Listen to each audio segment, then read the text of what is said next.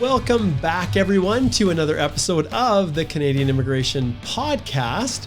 I guess now this is a vodcast, as you'll be watching this in video form. My interview with Laura Faryna, who's a lawyer practicing up in the Northwest Territories. Yes, the northern part of Canada that even us Canadians don't know a lot about. In fact, I would wager that people outside of Canada probably know more about the Northwest Territories than the average Canadian. But it is a source of tremendous pride for our country, and it is one of those locations that immigrants do not want to neglect. Well, Laura came on to just share a little bit of insight about what it's like to live up in the Northwest Territories, and also some of the very, very attractive immigration programs that are available to individuals who are looking to live and settle in the Northwest Territories. So, no, it is not all about dog sleds and igloos. It's not about snow and ice or even the Aurora Borealis. It's all about a wonderful place that people often don't think about, and we're going to get to that interview right now with Laura.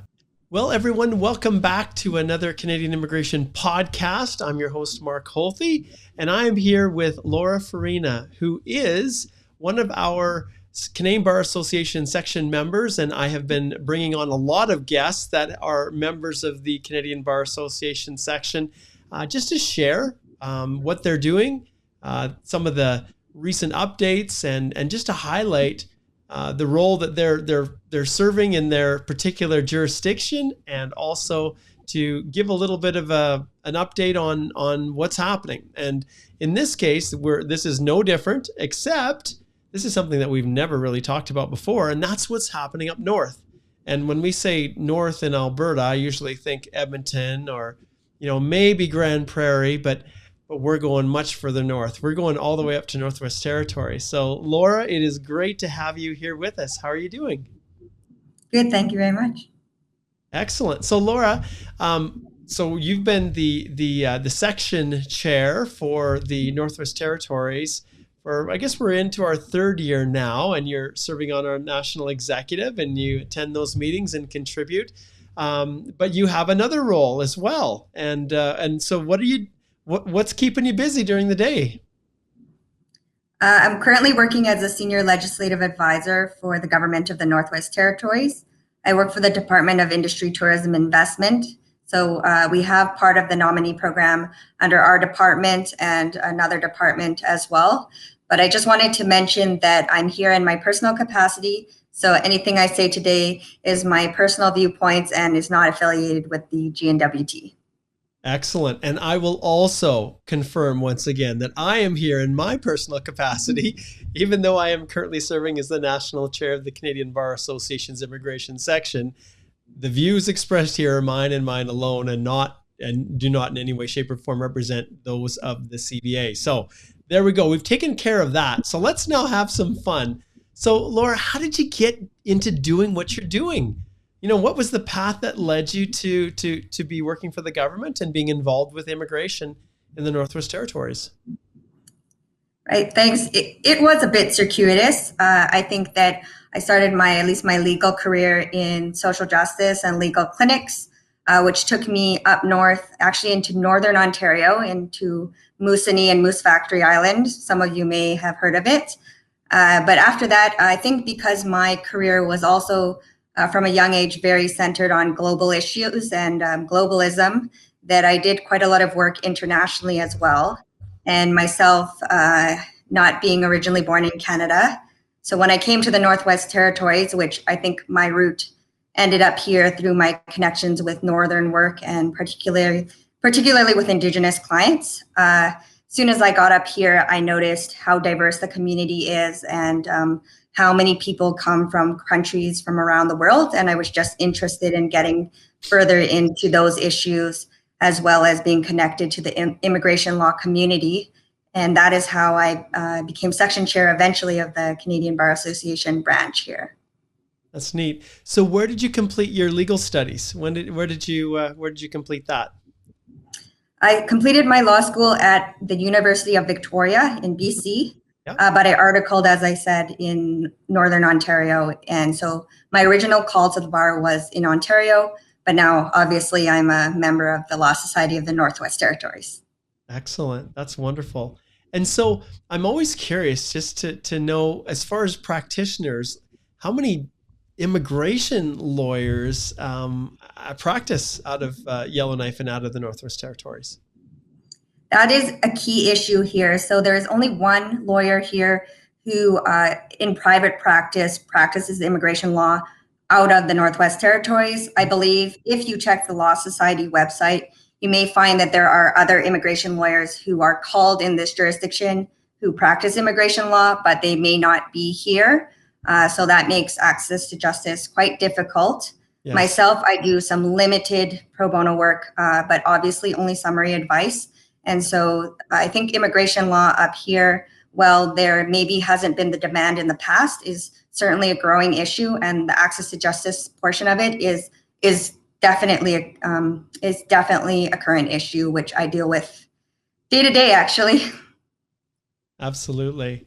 So maybe you could just give us a little bit of, I think, before we dive right into the nominee programs that Northwest Territories has, maybe you could just talk a little bit about life, what it's like up and living in the Northwest Territories, because I'll be honest, there's so many misapprehensions and misconceptions about what it's like. Is it really dark through in the winters, 24 hours and no sun?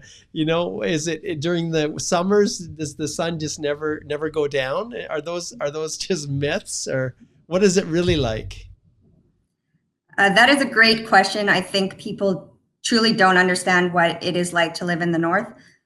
So when it comes to the biggest question that everyone wants to know, the weather, yes, there are days when it is minus 40 below and you're bundling up. And I see this as, something that is not easy on those days, but it's not that much different than I hear about, Winnipeg on a windy day. And to be honest, people here, they do a lot of outdoor stuff during the winter all year long. And the days, certainly they can be dark and long, but I think for most of us who are listening here, you're probably leaving work in the dark in your own jurisdiction in the winter anyways. So I didn't notice quite a lot of a difference. There is very long days in the summer. In Yellowknife, that won't be 24 hours, but further up north, yes, it could be maybe only 1 hour or the sun never going down. So it is a beautiful part of living up north. We call it the midnight sun, and it just makes that short but beautiful summer so attractive. And honestly, people think you're kind of like out in the middle of nowhere, but it is absolutely not true. There's so many things to do up here. There's all the modern amenities, especially in Yellowknife, that you'd be looking for. If you're in a community, lifestyle is a bit different, or quite a bit different, but I think people also don't understand the sense of community up there and the pleasures of living in a smaller community. And if anyone has any questions about the Northwest Territories, they could always ask me afterwards as well, especially when it comes to the difference between like Yellowknife as a city center and living in a community. That's neat. So what's the population now in Yellowknife? I don't mean to put you on the spot here. No. I'm used to this question. So it does fluctuate, given that some of the workers may be remote workers, or prior to COVID, they'd be working in mineral resources or projects like that, where it ebbs and flows. But generally, the population of the Northwest Territories is around 40,000 people, and the population of Yellowknife is around 20,000 people.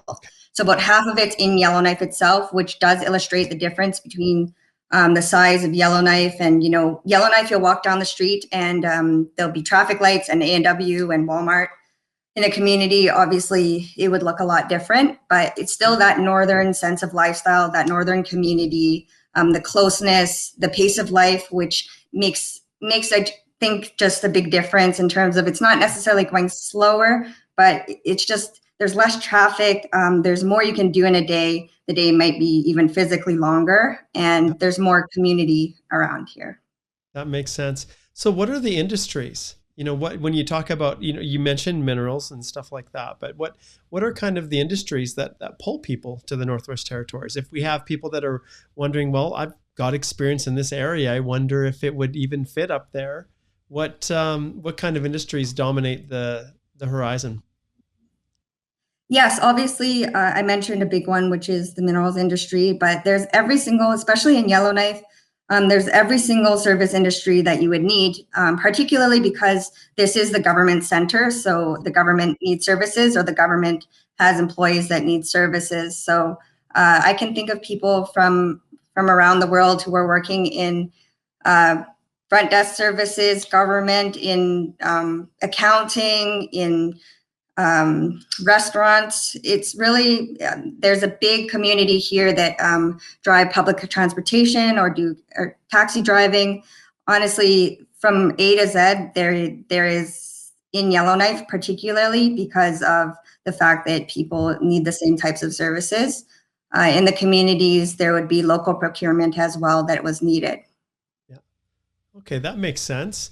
So are there any particular labor shortages, any industries that are actively, looking for workers with those particular skill sets? I can say that there are. I am not into labor impact assessment, and nor do I want to go into that Ah, area because of the blurb that I just gave. However, if you look at the nominee program, for example, the employer-driven streams that are housed by the Department of ECE, you'll notice that they have a number of different codes that they will accept applications for. If you look at the different guidelines there, and please do, there is guidelines for, I just want to check what they're officially called. So there is the entry-level semi-skilled occupations guidelines, and then there's also guidelines for skilled worker and NWT express entry. So you're looking at the fact that, well, there may not be labor shortages in every area. There is a breadth of labor shortages. gotcha. And so how many nominations does Northwest Territories have to issue? I couldn't give you a number off the top of my head, but I know with a they are. lot of the other provinces, there's, anywhere from 5 to 6,500 nominations that are distributed. And I was just wondering if the Northwest Territories received kind of a prorated amount, or if there was if it was open season, like, everyone equally. Definitely, I can't give you a number, but I know that our programs always reiterate that if you want to explore our programs, we will always provide a real person for you to talk to.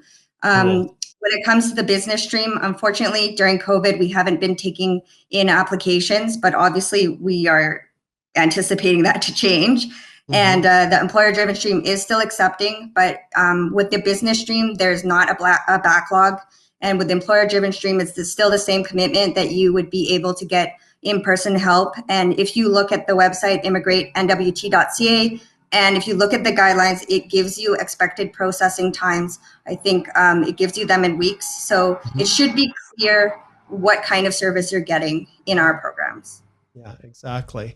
So individuals, one of the questions I get a lot myself, individuals who do not have a connection with the Northwest Territories, or maybe they don't even have a connection with Canada generally, and they're looking for opportunities, and they're flexible, and they're willing to go wherever there might be, a province that's willing to take a shot, at extending a nomination, and giving them a chance.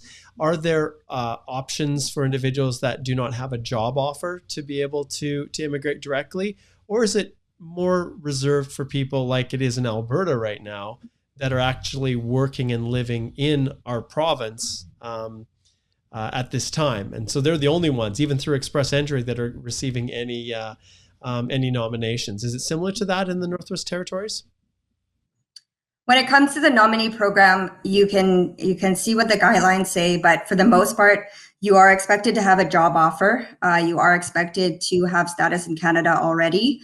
And so that is made clear in the guidelines. It is also stated that there could be exceptions, but you would have to work with the program to know what those are or how you would access them. So it's not a totally closed door as far as the guidelines are expressing, but for the most part, that is an expectation.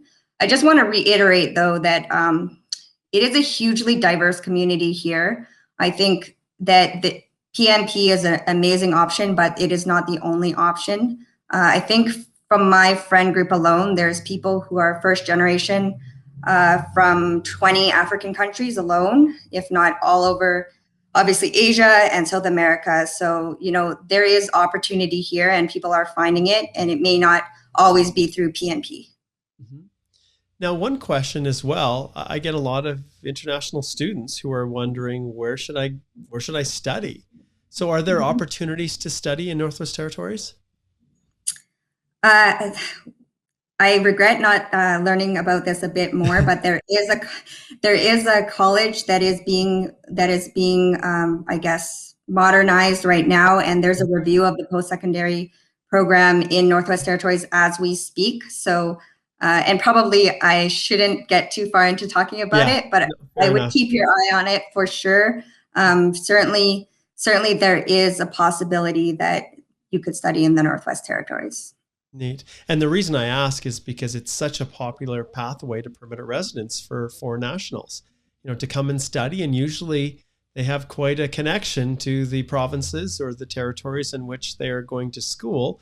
And then they find employment, and then they transition to permanent residence. And so I was just wondering what opportunities may exist there. So we'll definitely have to keep an eye on that and see.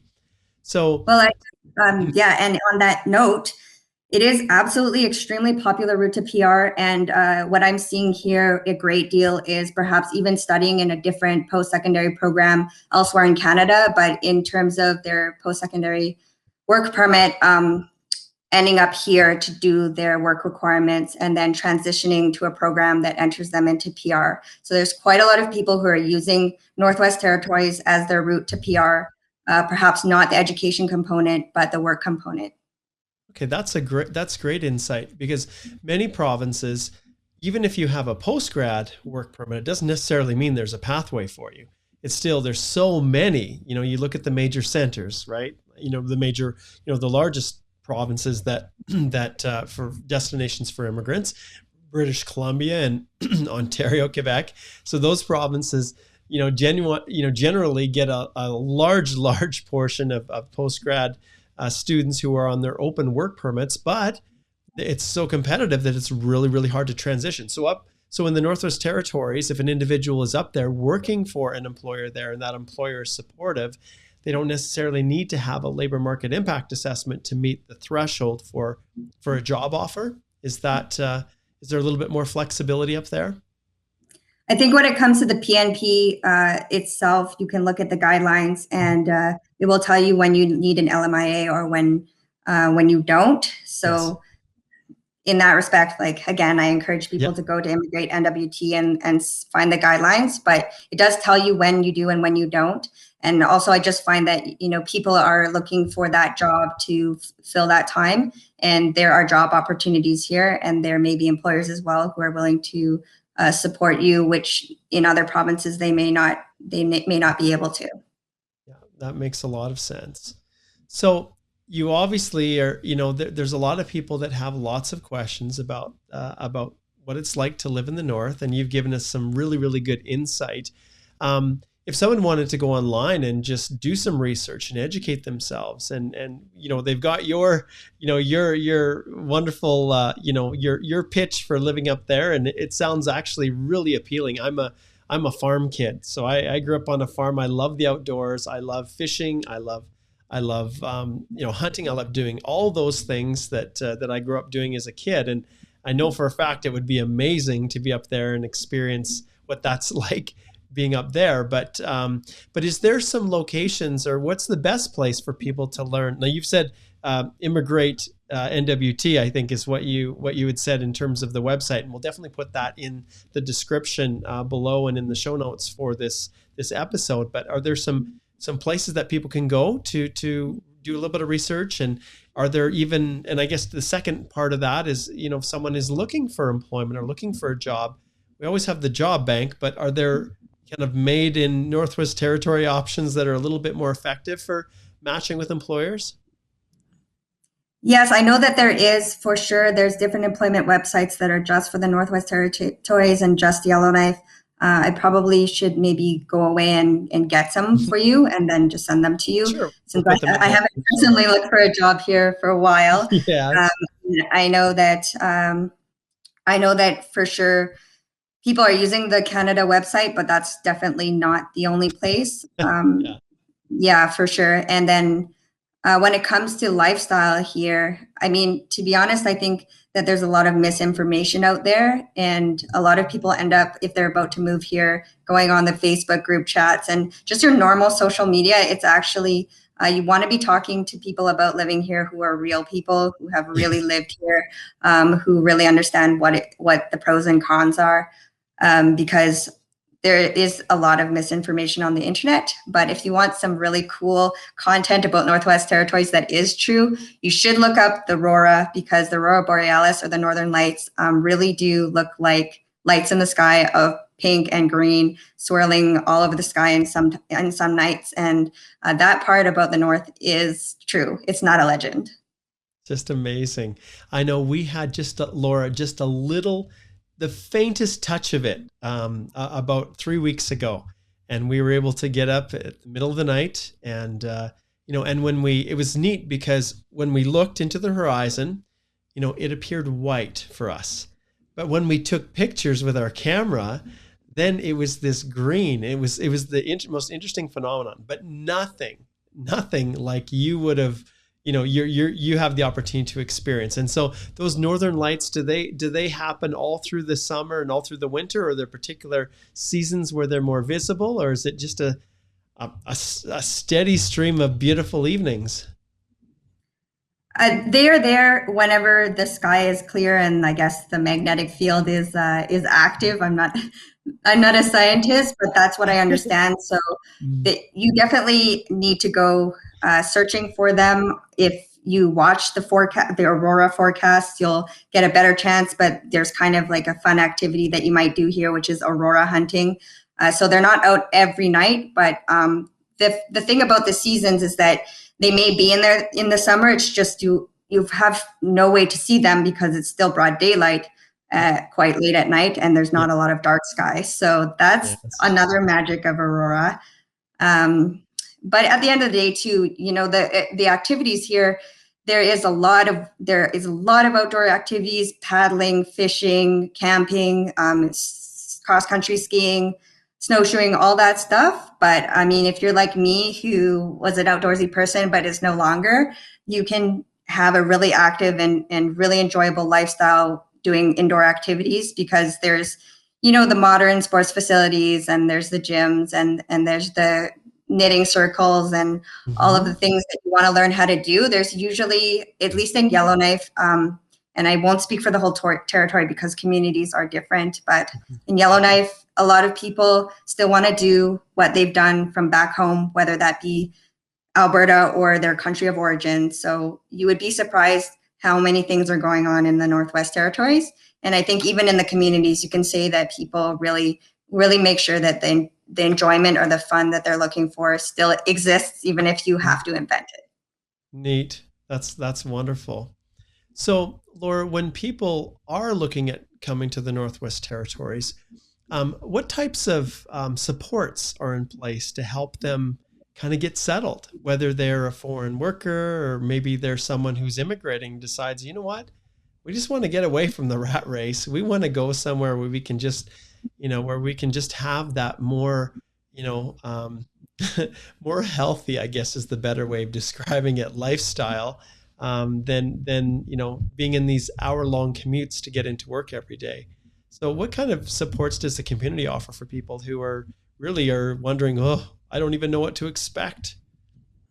Yeah, I'm really glad you asked that, because they just built a brand new settlement services hub. So instead of having divided settlement services through just Aurora College or literacy or the Francophone program, they now have sort of a one-stop shop for all settlement services, and they will help you find your route, whatever you need, whether it to be to learn how to take the bus or it's English classes for free. So there is a settlement services now integrated under one umbrella, which is really exciting.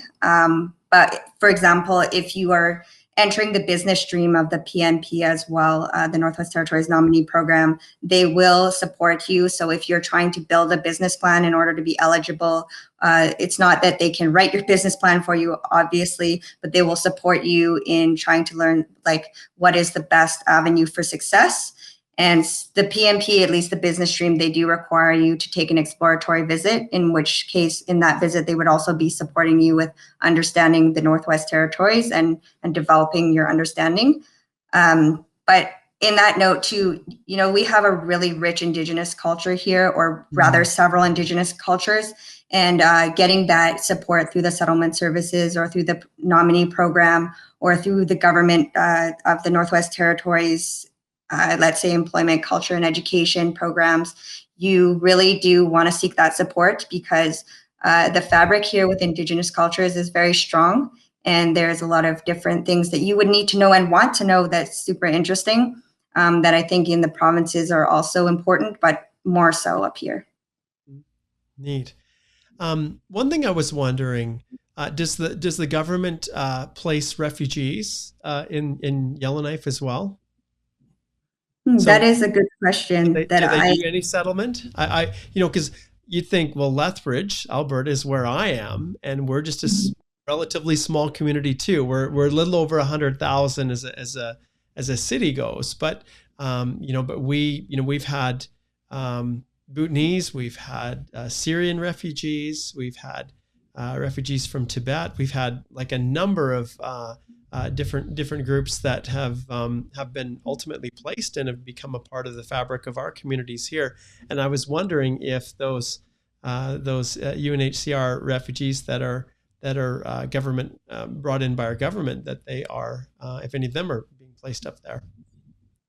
Well, that is a great question, and I don't know the answer, and that could be because I maybe work for the wrong government. But fair enough.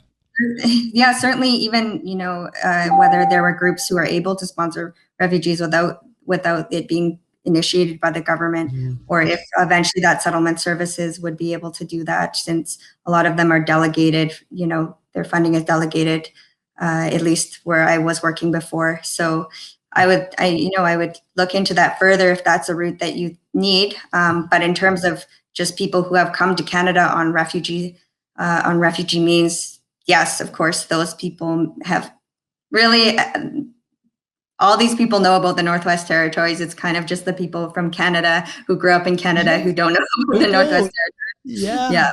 Yeah. They are definitely finding opportunities here. That is neat. That is great. Laura, this has been super, super helpful and really fun.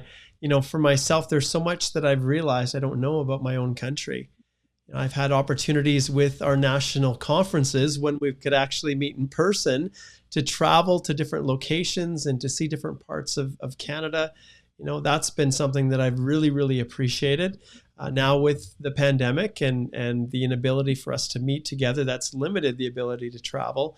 But I've never had the opportunity to travel to the territories, and so it's definitely on my bucket list, absolutely. And it's really nice to have someone share real insight, because, like you said, there's always the stigmas that exist, right?